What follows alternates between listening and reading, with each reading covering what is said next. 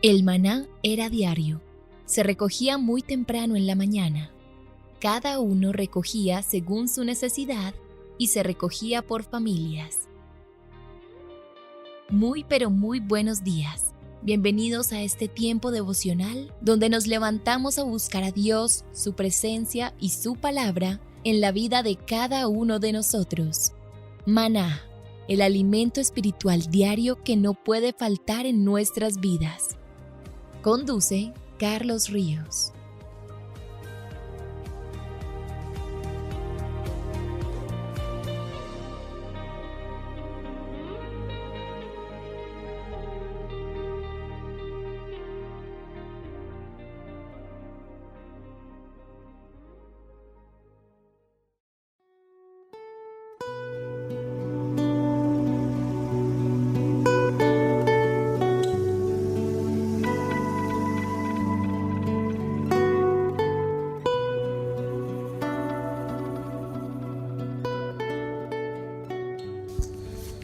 Muy pero muy buenos días, queridos oyentes, bienvenidos a este tiempo devocional donde nos levantamos a buscar a Dios, su presencia y su palabra en la vida de cada uno de nosotros. Bienvenidos a este espacio llamado Maná, fuente de bendición y salud espiritual para todos aquellos que se acercan.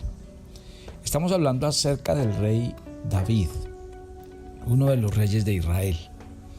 Y una de las etapas que tuvo que vivir David muy fuerte fue la persecución con respecto a su rey Saúl. Saúl desde el comienzo sintió que era una amenaza y a partir de ese momento pues empieza una férrea ataque hacia David y todo lo que él representaba. Los celos que desarrolló Saúl con David, de acuerdo con las narraciones bíblicas, tienen por lo menos dos orígenes explícitos. En primer lugar, se asocian con un cántico que entonaban las mujeres por todas las ciudades de Israel mientras danzaban, y ese cántico decía: Saúl hirió a 1000 y David a sus 10,000. En 1 Samuel 18, capítulo 18, versículo 7. Una razón adicional para el origen de esas actitudes enfermizas es que dice 1 Samuel 18:10: un espíritu malo de parte del Señor se apoderaba del monarca y lo hacía delirar. Respecto al cántico de las mujeres, es interesante notar entonces en ese instante, de acuerdo con la cronología que se incluye en los relatos del libro de Samuel, David había matado solo a un filisteo, al gigante Goliat. Y mientras Saúl era un hombre de guerra y estaba experimentado en batallas, esa actitud de las mujeres que ensalzaban eufóricamente a David mucho más que a Saúl, enojó grandemente al rey, y desde aquel momento él no miró con buenos ojos al joven. Ese cántico público, aparentemente inofensivo, generó una actitud de paranoia en el rey saliente, que no escatimó esfuerzos por destruir a David.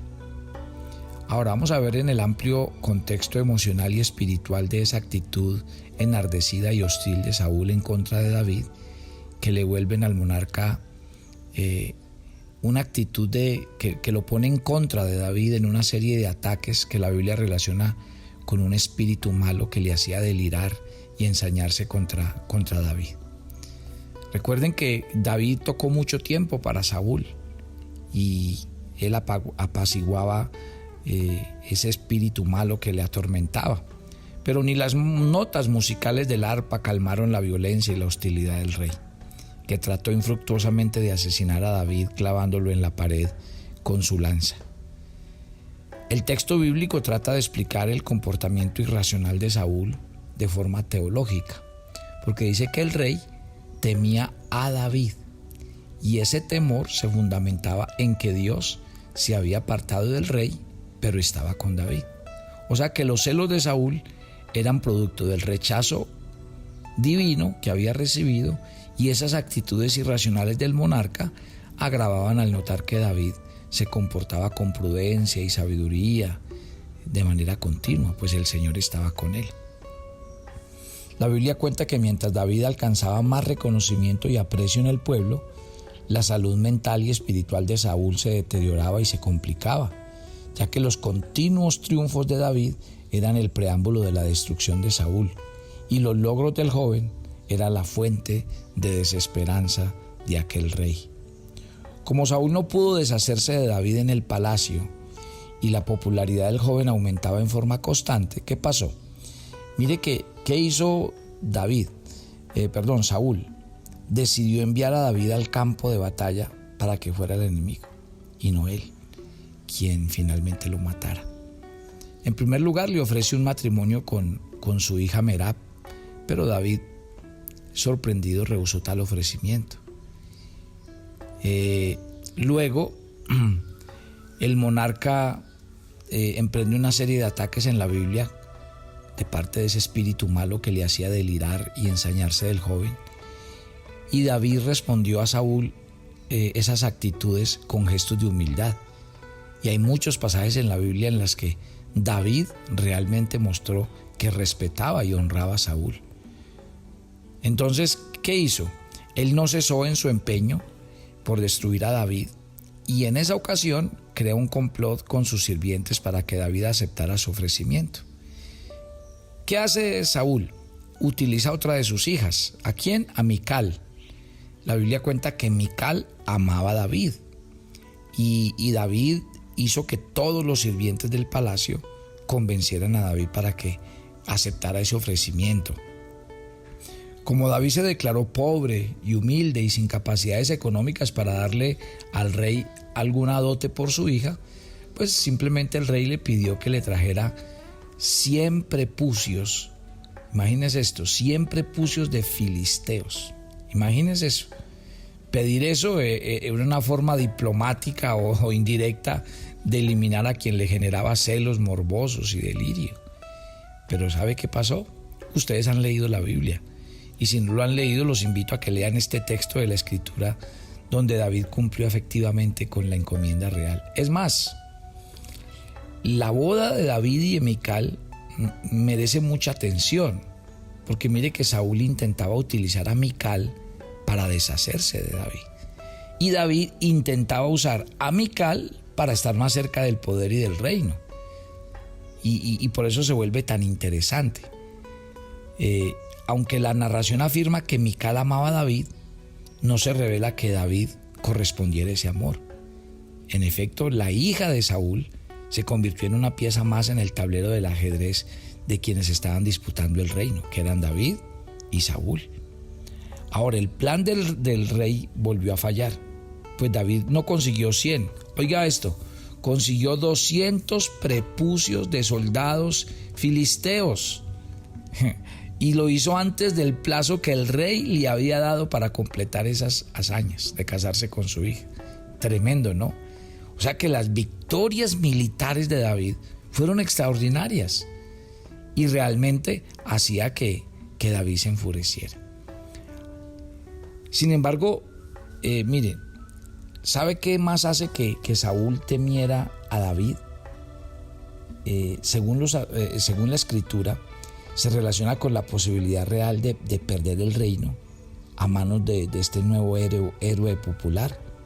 Por su parte, según las narraciones de la Escritura, David seguía alcanzando más triunfos que el resto de los soldados de Saúl, y por eso dice que se hizo famoso.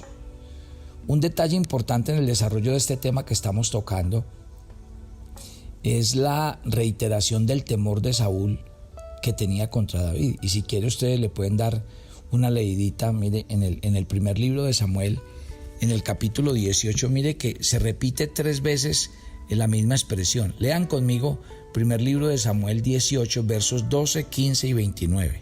En el 12 dice así: mas Saúl estaba temeroso de David por cuanto el Señor estaba con él y se había apartado de Saúl.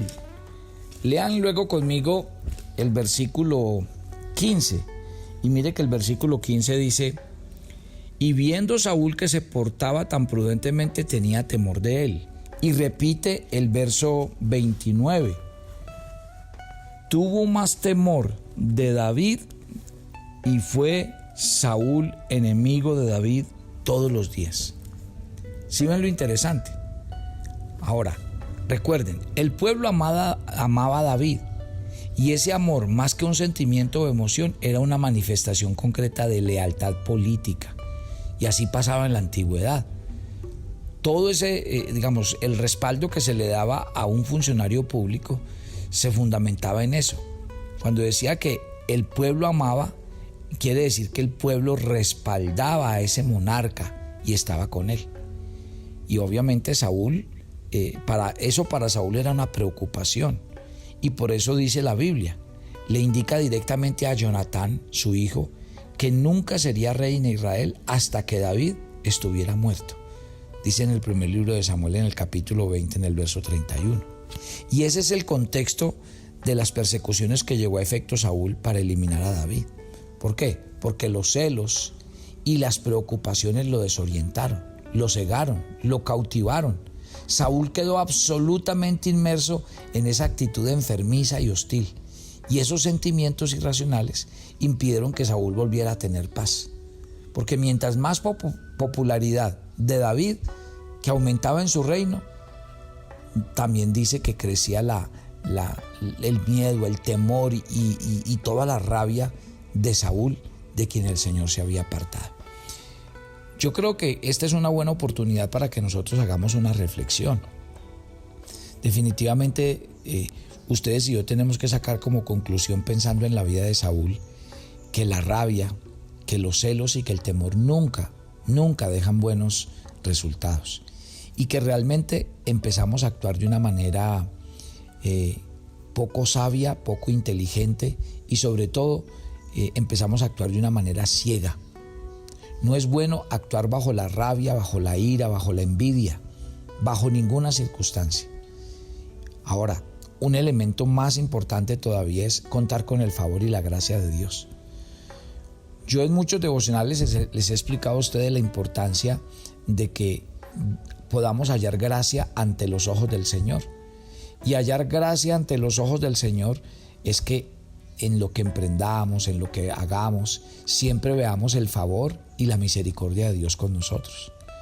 Yo creo que había una fuente de irritación muy fuerte en Saúl y era saber que Dios no estaba con él, que Dios se había apartado de él. Pero Dios no se había apartado porque Dios quisiera. Dios no quiere irse nunca de nuestro lado. Pero yo les expliqué a ustedes la semana pasada, hablándoles del Saúl, que Dios tiene planes y propósitos y que Dios nos llama a que seamos parte de ellos. Pero que cuando nosotros no queremos, Dios tiene que seguir sus planes. Dios no va a quedar esperando de toda la vida a que usted por fin se resuelva, por fin se convierta y por fin como que ahora sí voy a buscar a Dios de todo corazón. No, el hecho de que Dios se haya apartado de Saúl tiene que ver más con su actitud de desobediencia, de rebeldía. Pero mira dónde paró todo esto.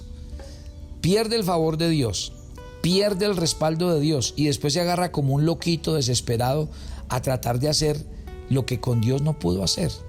Miren, familia, si uno no logra las cosas con la bendición de Dios, sí que menos lo va a lograr en términos humanos, en términos carnales, porque es más, yo le temo mucho al hombre cuando actúa en su razón y en su carne, porque mire hasta dónde llegó Saúl. ¿Usted cree que un hombre de Dios, guiado por el Espíritu Santo y lleno del Espíritu Santo, como en un comienzo fue ungido Saúl como rey, ¿usted cree que una persona como esta se ensañaría para matar a otra? Yo no creo. Yo no creo que la llenura del Espíritu Santo va a llevar a una persona a odiar y a ensañarse tanto con otra persona y desarrollar tanta rabia y tantos celos que quiera matarlo. Esa no es una conclusión. Yo creo que el deseo de matar y de vengarse es un deseo de la carne. Y cuando yo soy gobernado por mi carne, hay que tener mucho cuidado. Una cosa es el hombre gobernado por Dios y otra cosa es el hombre gobernado por su carne. Por eso uno debe todos los días pedir la llenura, el control y la dirección del Espíritu Santo sobre su vida. Porque del gobierno y del control de la carne no queda nada. Bien dice Romanos cuando dice que el que sigue las obras de la carne está muerto, ¿sí? Y no puede agradar a Dios. Bien lo dice la Escritura, porque es que el gobierno de la carne ¿a qué lleva? A eso. ¿A qué llevó la rabia a Caín? A matar a su hermano Abel. Tal vez no eran sus intenciones, pero había tanta rabia que cuando le dio el golpe lo mató, porque había mucha violencia, mucha rabia por dentro en el corazón, y esa rabia lo llevó a eso. Entonces, es interesante, mi querida familia, muy interesante lo que estamos planteando en este día, y me gustaría que usted, lleno del Espíritu Santo en este día, pues sigamos encaminando esta historia que estamos leyendo en una historia donde realmente tenemos que recibir un propósito de Dios. Mire, entonces, los celos de Saúl no cesan, por el contrario, fueron en aumento. Y eso lo llevó a un plan homicida, porque Saúl trató de reclutar a su hijo Jonatán y a Mical, su hija, y a los siervos del palacio, y su objetivo era llevar a efecto una estrategia coordinada y efectiva que terminara de una vez y por todas con la vida de David. Todo eso, ante tal plan, Jonatán como Mical, que amaban a David, reaccionaron adversamente.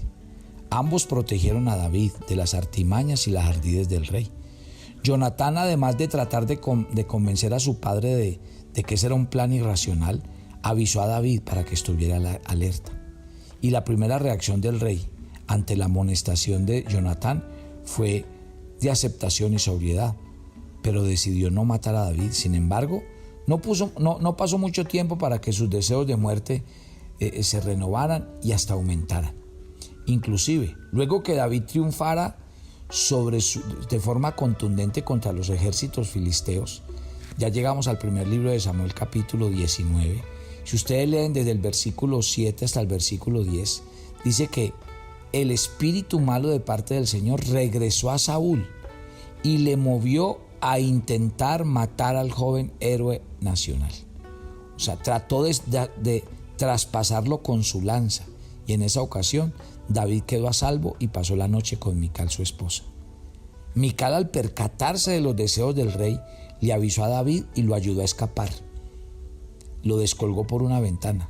Además, preparó su cama con almohadas para simular que David estaba enfermo, y Saúl, al sentirse engañado y traicionado, reclamó a su hija, que respondió que había tenido que actuar así de esa forma por temor a la muerte.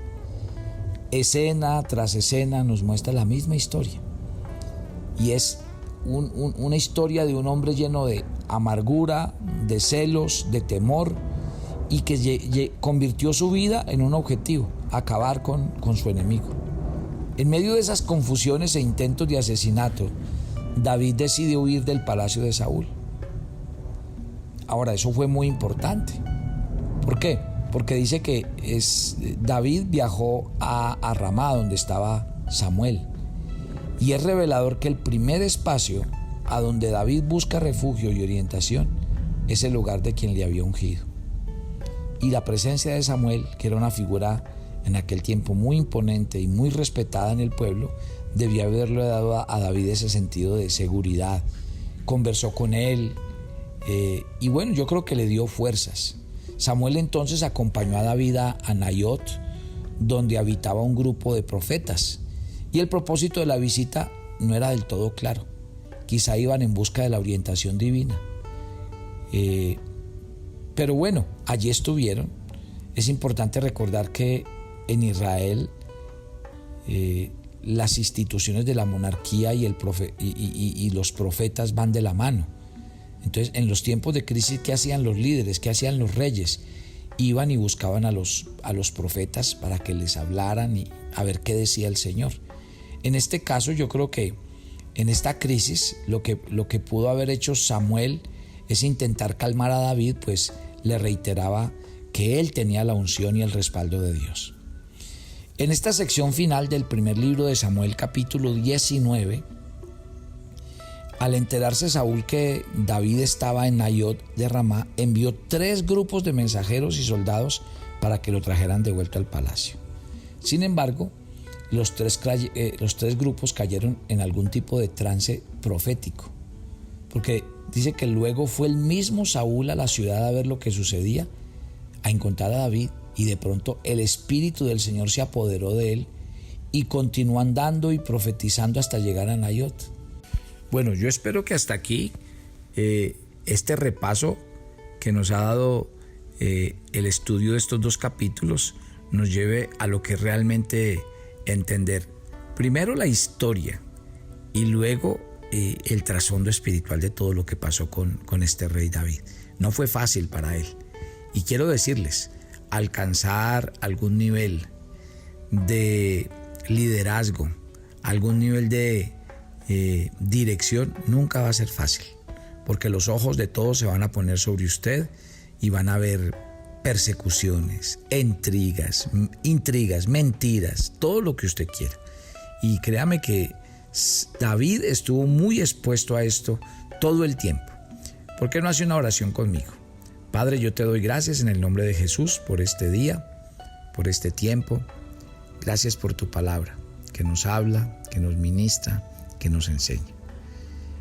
Yo quiero hacer una oración y es pedirte hoy por tu Espíritu Santo que tú nos permitas entender todo lo que hay detrás de ese mundo de intriga, de temor, porque realmente da tristeza ver la manera como termina Saúl. Ver a Saúl enredado en ese mundo de celos, de temor por su reinado, él cifre y llega a un punto donde solamente quiera matar a David, no más. Señor, yo creo que una persona llena del Espíritu Santo no puede llegar a eso. Y por eso lo primero que tenemos que decir de Saúl es que cuando dice la Biblia que el Señor se apartó de Saúl, fue que apartó toda su gracia, su presencia, el poder del Espíritu Santo. Y hay algo que usted y yo, mi querido hijo de Dios, no podemos perder. Y es perder el favor, el cuidado de Dios y sobre todo no perder la llenura del Espíritu Santo para que uno no llegue a casos extremos en su vida. Porque mire lo que le pasó a Saúl y mire hasta dónde llevó todo esto a complicarle la vida a David, de estar todo el tiempo huyendo, de estar todo el tiempo escondiéndose, porque donde quiera que iba, Saúl iba a tratar de acabar con él.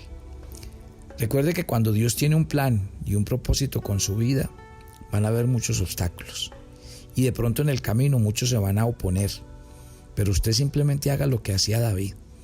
David sabía que si Dios lo había puesto a él como rey, él lo iba a colocar en el momento que era y lo iba a poner a reinar en el momento que fuera.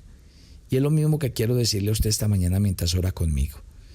Cuando algo es de Dios y cuando todo es en el tiempo de Dios, Dios va a abrir las puertas y Dios va a inclinar los corazones y Dios te va a ayudar a resistir hasta el momento. Mientras tanto hay que esperar. Mientras tanto hay que hacer lo que hacía David, que con un espíritu suave, apacible y tranquilo sabía soportar todo lo que le venía. Querido Dios, al comenzar este nuevo día y esta nueva semana, nos queremos colocar en tus manos. Queremos pedir tu bendición, tu gracia, tu compañía, que nos ayudes, que nos guardes, que nos dirijas, que tu presencia siempre vaya con nosotros. Tú sabes que sin ti nada somos y sin ti nada podemos hacer. Gracias por estar con nosotros, gracias por guiarnos, gracias por conducirnos, porque sabiendo que de tu mano lo alcanzaremos absolutamente todo para la gloria y la honra de tu nombre. Amén y amén. Mi querida familia, a todos los que vivan en Nueva York, estaremos este viernes, pónganme mucho cuidado, este viernes hacemos nuestra inauguración. Entonces quiero invitarlos, les voy a dar el número de contacto en la ciudad de Nueva York, ustedes pueden llamar y la persona les da la dirección, los datos. Es este viernes a las 7 de la noche. El número es 347-217-6369. Este viernes 18 de junio a las 7 p.m. 347-217-6369 es el número de contacto para los que quieran participar. Ahí le dan todos los detalles. Y el día sábado abriremos también nuestra sede en Broward. El número de contacto es 954-667-5004. 954-667-5004. Broward este sábado a las 7 p.m. Así que están cordialmente invitados para que compartan con nosotros esos tiempos maravillosos. Viernes 18 en Nueva York, sábado 19 en Broward, nuestra sede de Maná en estas respectivas ciudades para que ustedes compartan con nosotros. Cordial saludo y que Dios les bendiga a todos ricamente.